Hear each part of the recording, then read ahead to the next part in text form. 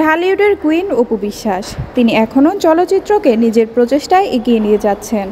তিনি এখনও সুপারহিট সিনেমাগুলো উপহার দিয়ে যাচ্ছেন, যদিও তিনি ঢালিউডের সুপারস্টার শাকিব খানের সাথে বর্তমানে সিনেমা করছেন না।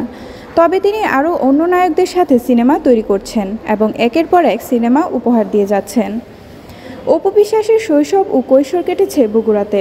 মাধ্যমিক উচ্চ মাধ্যমিক পড়ালেখা শেষ করে বাবা মায়ের নাচ একাডেমিতে ভর্তি হন এবং নাচ শিখেন। তারপর তিনি চলচ্চিত্র জগতে আসেন। অপু বিশ্বাসের প্রথম সিনেমা কোটি টাকার কাবিন দিয়ে ঢালিউডের কুইন অপু বিশ্বাস সিনেমা শুরু করেন এবং ঢালিউডের কুইন অপু বিশ্বাস প্রথম সিনেমাতে বাজিমাত করেন এবং কোটি টাকার কাবিন সিনেমা দর্শকদের মন কেড়ে নিয়েছিল। সেখান থেকে অপু বিশ্বাসের ক্যারিয়ার শুরু হয়েছিল।